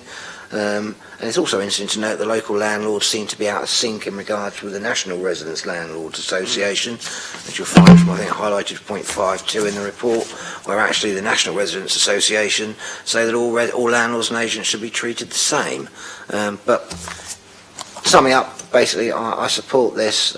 Option B seems the most sensible, and let's bring it in, let's introduce it, and let's give some safeguard to residents. The only thing I would come back on, which I think was missed out by the officers at the beginning, and I should have come in and said that, is the local landlords association made reference to the reform bill that they say would take place, the renters reform bill, and there'll be no need for any licensing in their opinion, which acts as a surprise then, as colleagues already commented on, that apparently their members are evicting people and closing down when they believe from this that they won't need to do that because the renters reform bill is going to make this all irrelevant anyway. So perhaps somebody from housing could come back and just answer that last point. Out of sync, this is us giving an answer, but it's just a question for me. Thank you. So we have an understanding of the Renters Reform Bill, what will be included in that. We don't know exactly when it will be released, but we understand it will be, there's been indicated it will be before the end of the municipal year. It talks around the idea of the introduction of a landlord portal, and I assume that's what the local landlord association are referring to when they say that, but there's no reason to believe that that would replace licensing. If anything, what I've read around that is that it would complement licensing and actually enable us to identify more clearly those that were trying to evade the scheme. It is not a direct replacement for what licensing seeks to achieve. And I don't see that would be any reason to halt proceeding with this scheme if this is what you want to do at this point in time.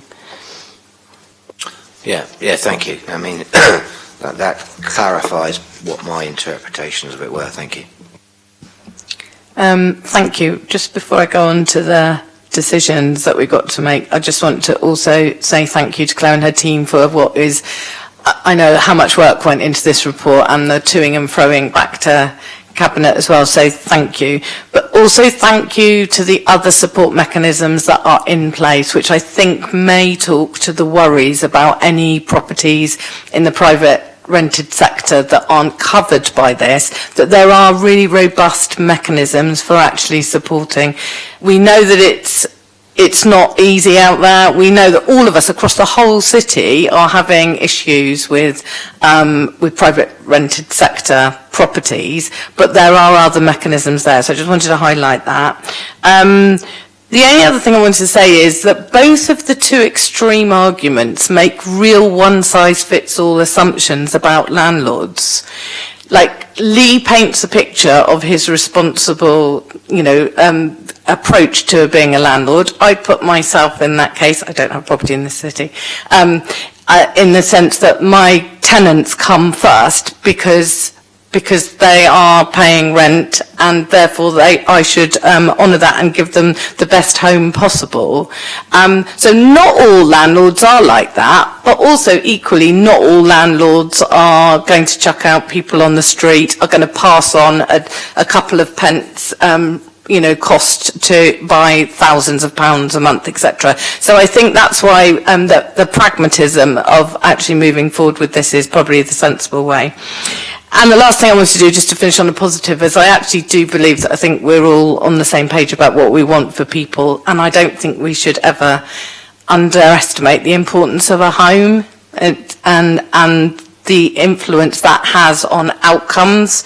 Obviously, I'm the Cabinet Member for Children, Families and Education. I know there's a direct correlation between poverty, but the state of some of the properties that some people live in and the impact that has on educational outcomes, but also the outcomes of adults who are trying to move forward with their lives as well. We know how important our home is, and it's really important that it is safe and that it is warm and it is and it's a comfort for people.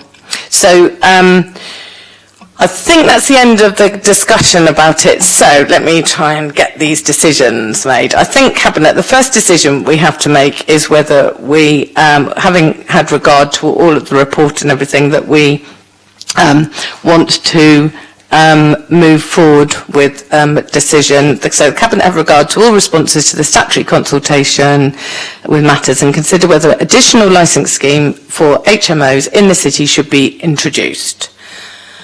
Do we have, if we agree that we think it should, can I have a show of hands from Cabinet? So I think that's unanimous. In which case, I think the next decision is whether we go for option A or option B.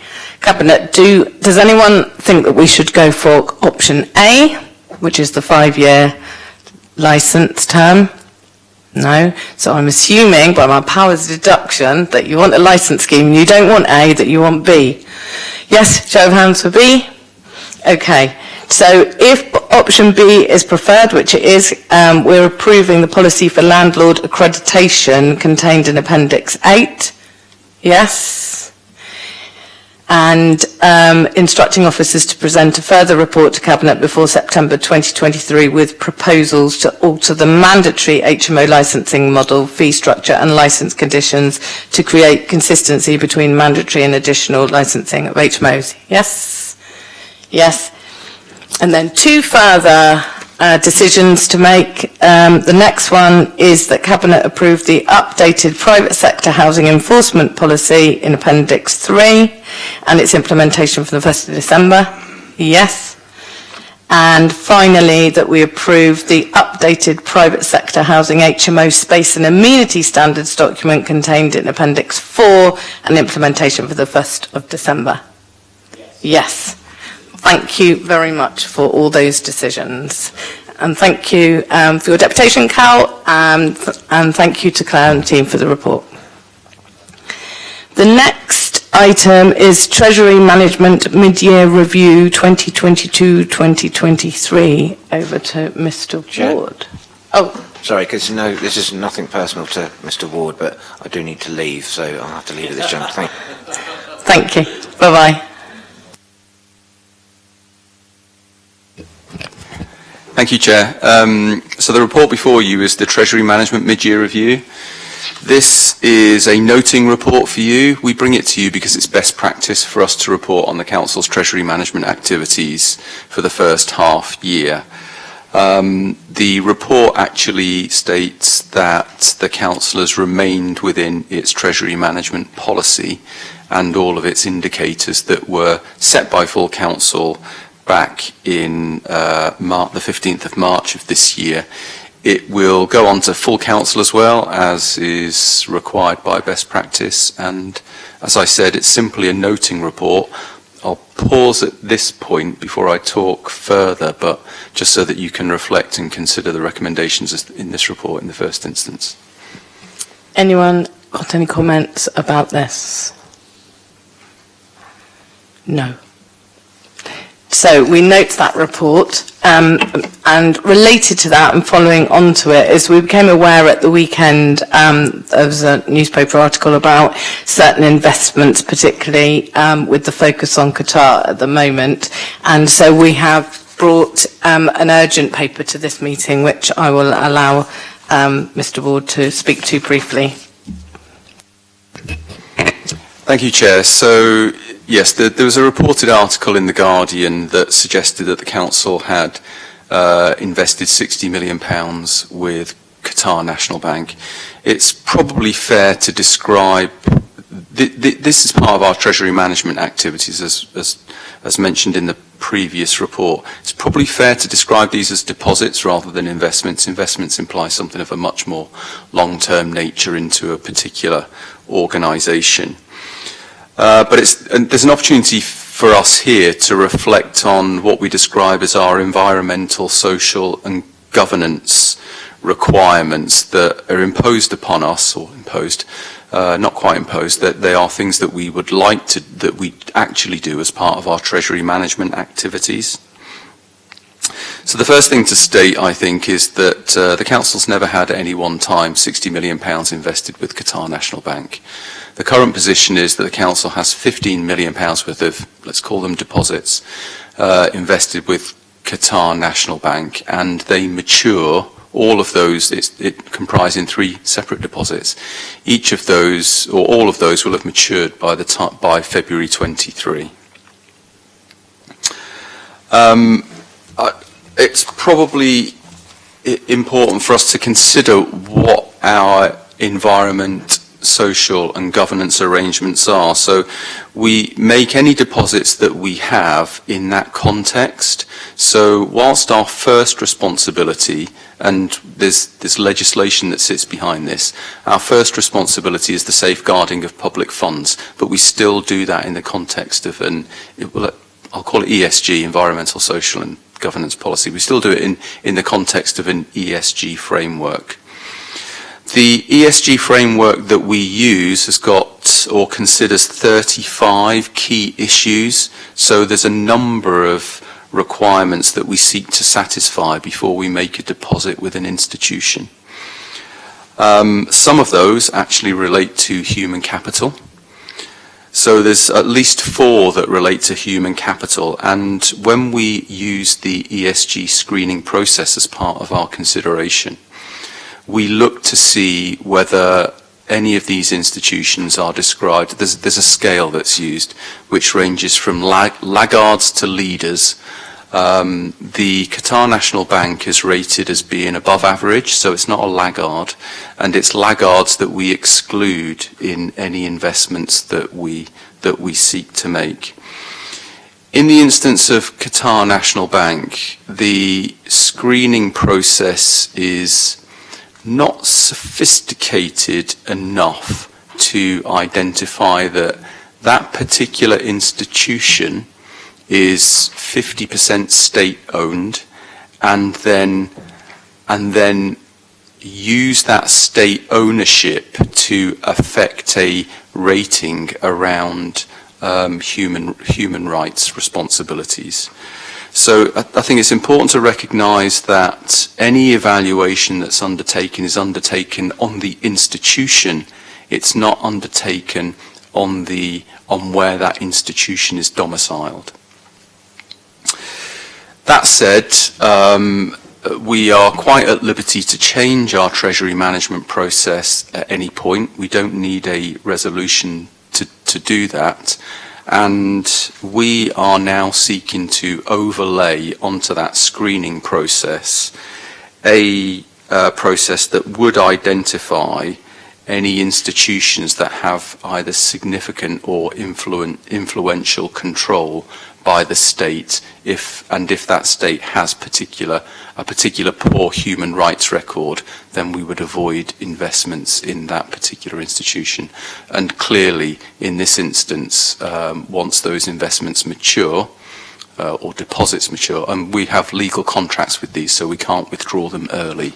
Once they expire, there'll be no further investment into Qatar National Bank, or indeed any other state-controlled institution that has a poor human rights record. I hope that clarifies matters, but obviously happy to take any questions. Thank you, Chris. Councillor Hunt. Don't have any questions, Chair, but I have a comment. Yeah. Is that all right? Well, I'm glad we're going to get out of this, and thank you very much for explaining it all to us. I would have hoped that after the Emirates debacle, when I led the discussion or the debate to get the Emirates advertisement off the tower, for all the reasons that we all know right now, I would have hoped that the Council would have sought to avoid places where migrant workers are so, and women and gay people are so badly abused. It's up to FIFA where it goes. I have no say over that. But certainly I have a say over what happens here with Portsmouth money. And I don't want to see Portsmouth money invested in places like that, things like that, whether it's deposits or whatever, for all the reasons that we all know about. So I very much welcome what's being described today, that we're going to get out of these places and have a jolly good look through where we have got money and reflect that in our decisions. I'm sure there's plenty of other places we can go to. And the green economy, for example, investing in the green economy has got to be a good thing. So that's about it, really, for me. I welcome the verbal report, and we've had to update us today. Thank you, Councillor Hunt. Councillor Stagg. Yes, I know very little about money, but so bear with me. If we go along with not investing or banking with, not just investing, but banking with countries which have got poor human rights record, that excludes a hell of a lot of countries in the world at the moment, I would think. So what would the impact of that be on our financial earnings? And I'm not asking the question because I want us to carry on investing if we earn more, but in case people turn around and say at some later stage, well, why aren't we doing this? And will we be in a state to say, well, we're not earning as much because?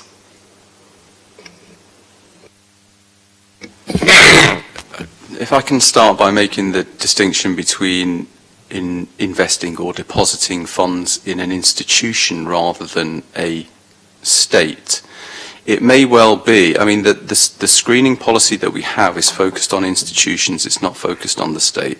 So it may well be that there's an institution or organisation within a state with a poor human rights record, but the institution itself does not have a poor human rights record. So the intention would be that we are still able to invest in those institutions where they are not significantly controlled or influenced by the state. That makes sense. If we took it to its logical extreme, for example, and said that the council will not deposit any funds in any country that has a poor human rights record or doesn't pass what you might think as a state-related ESG set of requirements, then it wouldn't so much be the earnings that would potentially reduce. It would be the risk that would significantly increase, because there's only a finite number of institutions that we can invest in that would meet our treasury management policy for security. So we only generally invest in AAA rated institutions. There are only so many of those in the world, and if we then start to invest more of our money in, so larger sums of money in smaller number of institutions, we're significantly increasing our risk. So it would be against the primary the primary responsibility that we have for safeguarding public funds. Thank you. I think that's very useful. Is Josh it? Josh, did you get that so that you reported correctly? Thank you. Councillor Sanders. Thank you, Susie. Firstly, Mr. Ward, thank you very much for a balanced approach to all this. This issue has been affecting many countries and many organisations, including at least 2 Premier League football clubs, thankfully not Portsmouth, whose owners didn't exist in the past, apparently. So I think this is a fair and balanced approach. We are not alone. I was very surprised to read that we were involved in this over the weekend, but we are not alone. Labour-run Reading, Conservative-run South Kesteven have more money invested with Qatar than we do. So this is something that affects all political groups. I'm delighted that we've achieved a balanced approach to all this, and I look forward to the March report coming to Council to confirm that. Thank you very much, Mr. Ward. Any other comments from any other Cabinet members? No? Thank you so much for that, Chris. The next item and final item is the Revenue Budget Monitoring 2022-2023 second quarter. Thank you, Chair. As you've mentioned, this is the half-year position in terms of the Council's, well, actually reports both on the Council's revenue budget and the capital programme. You'll see from the report that the forecast overall overspent position of the Council is 9.9 million. But after use of reserves and contingencies, that falls to 7.8 million. Some of those overspendings, if you like, were known to be pressures on the Council, but not the amount of the potential pressure. So that's why there was deliberately certain amounts of money put in the Council's contingency. So the net position at the moment is 7.8 million. If I just turn to some of the highlights in terms of what it is that's driving that overall overspend, you'll note from the report that there's £2.9 million worth of financial pressures still with the Council relating to what we describe as the COVID legacy. So additional costs still being incurred by certain services in dealing with the impact of that. £3.6 million in terms of energy costs, so that's the additional costs in the current year associated with effectively with the energy crisis.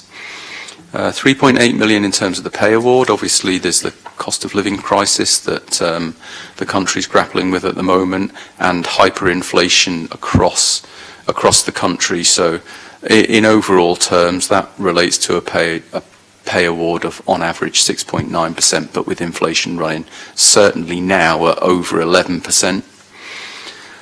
And we've got some demand related pressures in children and families relating to looked after children and home to school transport, and we still have some financial pressures in health and social care, mainly relating to domiciliary and nursing care packages. So they are the main drivers of the overspend. What you'll note from the report also is that the report says that the Council still retains sufficient funding within its overall contingency to be able to accommodate that 7.8 million if required by the time we get to the end of the year. So the overall budget is in balance, but we are being open in the way that we're reporting this about where all of the financial pressures on the Council actually are. If I turn to the capital programme, the report also notes that we've got financial pressures to the tune of about 8.4 million on the capital programme, and that the largest driver of that is the border control point. So you'll be aware that there's now a funding gap on the border control point as a consequence of the delay or eventual implementation of that facility. The overall capital resources position, and when I say that I'm talking about what may be available for next year, not in the current year, has improved somewhat, and we now anticipate that that might be in the order of about 14.5 million. So if without any further action, for example, if we had no option but to use next year's resources to fund the current financial pressures, there'd be residual capital funding of just over £6 million for next year. That is still tight, or very tight, and I'd still advise the Cabinet to continue to plan, to look through its existing capital programme and compare that with any emerging priorities that may come forward as part of next year's capital programme. But to do that as part of the overall budgeting exercise. That's all from me, Chair, but happy to take any questions. Thank you, Chris. Any comments from anyone? Councillor Hunt. Yeah, I mean, this money we continue spending on the border post, I think, what is it, 1 million or was it 2 million? I can't remember. It seems to change a bit. What is it, 1 million, 1.5 million, 2 million? There's two aspects to the border control point. There's the capital cost of funding it in the first place. The overall cost was somewhere in the order of 24 million, and the council was provided with funding from government and elsewhere of just around about 18 million pounds. Yeah. So there's a capital shortfall which the council will have to fund, and then the ongoing costs of at this stage of effectively keeping it mothballed are in the order of 200,000 a year. So, with that money then, if we had that money available to us, I'm just double checking on how much it costs. So 8 community wardens cost about £320,000 a year. I know that because I'm looking at it. So we could effectively, if we wanted to, with this money that's being wasted on this blinking Brexit hangover, at least increase the amount of community wardens we've got in our city by half. So although our Conservative colleagues keep telling us we need more and more and more community wardens, and we agree with them, it's their darn stupid position, which means that we can't afford to do it because we're spending money not on community wardens, on more community wardens, probably something like another 8 or 9 or 10 even a year, but on an empty Brexit border post. I mean, how daft is that? But we've got a daft government, haven't we? There endeth the lesson. Thank you, Councillor Hunt. Yes, I was about to say that. Nice nuanced position there. Councillor Pitt. Thank you, Councillor Horton. Chris, if the pressures that we're seeing now continue, even with the kindness of the government in allowing councils to be at the front end of having to raise additional monies to fund services, which is their favourite modus operandi, so they can blame local government and hide away in Westminster and pretend it's nothing to do with them, which is what they've been doing for a very long time. That amount of additional revenue that we've been told that we may be able to raise would still not plug the gap that we're left with as a result of both the border control post and the rise in energy costs and the rise in the wage settlement, would it? Nowhere near. Thank you. Josh? Anyone else want to make a comment about this? Thank you for the report. Thank you for answering the questions. Thank you for explaining it so clearly. And that brings us to the end of this agenda, which we got our money's worth today, didn't we? Thank you, everyone. Anna, we've finished. Thank you.